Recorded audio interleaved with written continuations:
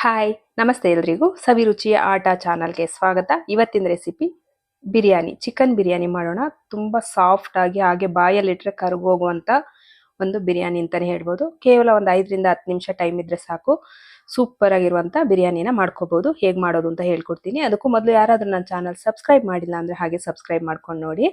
ಮೊದಲಿಗೆ ನಾನಿಲ್ಲಿ ಒಂದು 3/4 kg ಚಿಕನ್ ತೊಗೊಂಡಿದ್ದೀನಿ. ಸ್ಕಿನ್ ಔಟ್ ಚಿಕನನ್ನು ಇಲ್ಲಿ ತೊಗೊಂಡಿದ್ದೀನಿ. ನಾನು ನೀಟಾಗಿ ತೊಳೆದು ನೀರೆಲ್ಲ ಬಸ್ತಿ ಇಟ್ಕೊಂಡಿದ್ದೀನಿ. ಇದನ್ನ ಒಂದು ಬೇರೆ ಬಟ್ಲಿಗೆ ಹಾಕೊಂಡಿದ್ದೀನಿ. ಬಟ್ಲಿಗೆ ಹಾಕೊಂಡು ಸ್ವಲ್ಪ ಅರಿಶಿನ ಹಾಕೊಂಡಿದ್ದೀನಿ. 1/4 ಟೀ ಸ್ಪೂನ್ ಅಷ್ಟು ಅರಿಶಿನ, 1 ಟೇಬಲ್ ಸ್ಪೂನ್ ಅಷ್ಟು ಶುಂಠಿ ಬೆಳ್ಳುಳ್ಳಿ ಪೇಸ್ಟನ್ನು ಹಾಕೊಂಡಿದ್ದೀನಿ. ಮನೆಯಲ್ಲೇ ಮಾಡಿಟ್ಕೊಂಡಿರೋಂಥ ಶುಂಠಿ ಬೆಳ್ಳುಳ್ಳಿ ಪೇಸ್ಟು, 1 ಟೇಬಲ್ ಸ್ಪೂನು ಅಚ್ಚ ಖಾರದ ಪುಡಿ, 1 ಟೇಬಲ್ ಸ್ಪೂನು ಧನಿಯಾ ಪೌಡ್ರು, 1 ಟೇಬಲ್ ಸ್ಪೂನು ಗರಂ ಮಸಾಲಾನ ಹಾಕೊಳ್ಳಿ. ಇದಿಷ್ಟು ಹಾಕೊಂಡು ರುಚಿಗೆ ಎಷ್ಟು ಬೇಕೋ ಅಷ್ಟು ಉಪ್ಪನ್ನ ಇವಾಗಲೇ ಸೇರಿಸ್ಕೊತಾ ಇದ್ದೀನಿ ನಾನು. ಕೊನೆಯಲ್ಲಿ ಬೇಕಂದ್ರೆ ನಾವು ಬಿರಿಯಾನಿಗೆ ಹಾಕೊಳ್ಳೋಣ. ಮತ್ತೆ ನಾನು 1 ಗ್ಲಾಸ್ ಅಷ್ಟು ಮೊಸರನ್ನ ಹಾಕೊಂಡಿದ್ದೀನಿ. ಒಂದು 50 ml ಅಷ್ಟು ಮೊಸರನ್ನ ಹಾಕೊಂಡು ನೀಟಾಗಿ ಕಲಿಸ್ಬಿಡೋಣ. ಈಗ ಖಾರದ ಪುಡಿ, ಧನಿಯಾ ಪುಡಿ, ಗರಂ ಮಸಾಲ, ಶುಂಠಿ ಬೆಳ್ಳುಳ್ಳಿ ಪೇಸ್ಟು, ಹಾಗೆ ಮೊಸರು ಮತ್ತೆ ಉಪ್ಪು ಮತ್ತೆ ಅರಿಶಿನ, ಚಿಕನ್ ಹಾಕೊಂಡು ಚೆನ್ನಾಗಿ ಕಲಸಿಟ್ಬಿಡೋಣ.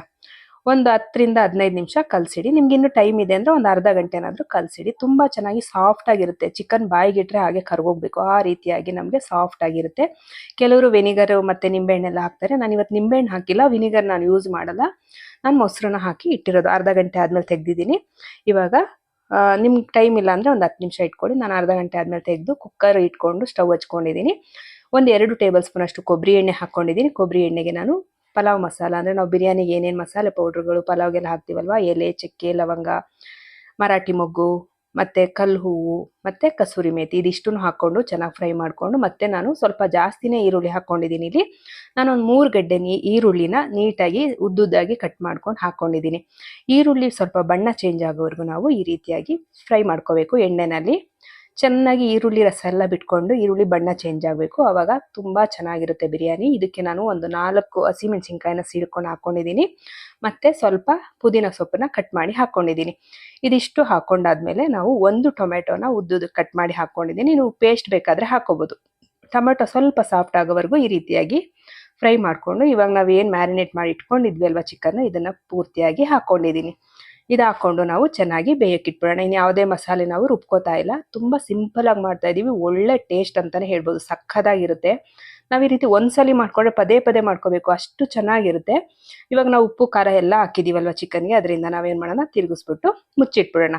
ಮಧ್ಯದಲ್ಲಿ ಒಂದು 2 ನಿಮಿಷಕ್ಕೆ ತೆಗೆದ್ಬಿಟ್ಟು ಒಂದು 2 ಸಲ ಈ ರೀತಿಯಾಗಿ ತಿರುಗಿಸ್ಕೋಬೇಕಾಗುತ್ತೆ. ಚೆನ್ನಾಗಿ ತಿರುಗಿಸ್ಕೊಳ್ಳೋಣ. ನೋಡಿ, ಈ ರೀತಿಯಾಗಿ ತಿರುಗಿಸ್ಕೊಳ್ಳೋಣ. ಚೆನ್ನಾಗಿ ಬೇಯಬೇಕು ಚಿಕನ್, ಇದರಲ್ಲಿ ಸ್ವಲ್ಪ ಕುದಿತಾ ಇರಬೇಕು. ನೋಡಿ, ಇವಾಗ ಅಷ್ಟರಲ್ಲಿ ನಾವು ಅಕ್ಕಿ ತೊಳೆದಿಟ್ಕೊಂಬೋಣ. ನಾನಿಲ್ಲಿ 1.5 ಗ್ಲಾಸ್ ಅಷ್ಟು ಅಕ್ಕಿ ಹಾಕ್ಕೊಂಡಿದ್ದೀನಿ, ಅಂದರೆ 2 ಪಾವ್ನಷ್ಟು ಅಕ್ಕಿನ ಹಾಕ್ಕೊಂಡಿದ್ದೀನಿ. ಗ್ಲಾಸ್ ಅಳತೆನಲ್ಲಿ ಹಾಕ್ಕೊಂಡು ತೊಗೊಂಡಿದ್ದೀನಿ. 1.5 ಗ್ಲಾಸ್ ಅಕ್ಕಿ ತೊಗೊಂಡು ಇವಾಗ ನೀರು ಹಾಕ್ಕೊಂಡು ಚೆನ್ನಾಗಿ 1-2 ಸಲ ತೊಳ್ಕೊಂಬಿಡೋಣ ಅಕ್ಕಿನ.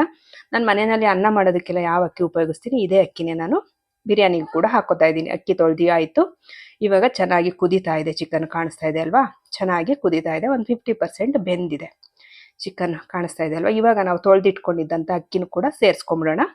ಅಕ್ಕಿ ಸೇರಿಸ್ಕೊಂಡಾದ್ಮೇಲೆ ಒಂದ್ಸರಿ ಚೆನ್ನಾಗಿ ಮಿಕ್ಸ್ ಮಾಡ್ಕೊಂಡು, ನಾವಿಲ್ಲಿ ಅಕ್ಕಿನ ನೆನೆಸ್ಕೊಂಡಿಲ್ಲ, ಅದರಿಂದ ನೀಟಾಗಿ ತಿರುಗಿಸ್ಕೋಬೋದು. ಅಕ್ಕಿ ನೆಂದ್ಬಿಟ್ಟಿದ್ರೆ ತುಂಬ ಸಾಫ್ಟಾಗಿ ನಾವು ಕುಕ್ಕರಲ್ಲಿ ತಿರುಗಿಸ್ಕೋಬೇಕಾಗತ್ತೆ, ಅಕ್ಕಿ ಕಟ್ಟಾಗ್ಬಿಡುತ್ತೆ ಅಂತ. ಇನ್ನು ಜಸ್ಟ್ ತೊಳ್ಕೊಂಡಿರೋದಷ್ಟೇ, ನೆನೆಸಿಟ್ಟಿಲ್ಲ. ಇವಾಗ ನಾವು 1.5 ಗ್ಲಾಸ್ ಅಕ್ಕಿಗೆ 3 ಗ್ಲಾಸ್ ಅಷ್ಟು ನೀರನ್ನು ಹಾಕ್ಕೊಳ್ಳೋಣ. 3 ಗ್ಲಾಸ್ ನೀರು ಹಾಕ್ಕೊಂಡು ಚೆನ್ನಾಗಿ ತಿರುಗಿಸ್ಕೊಳ್ಳೋಣ.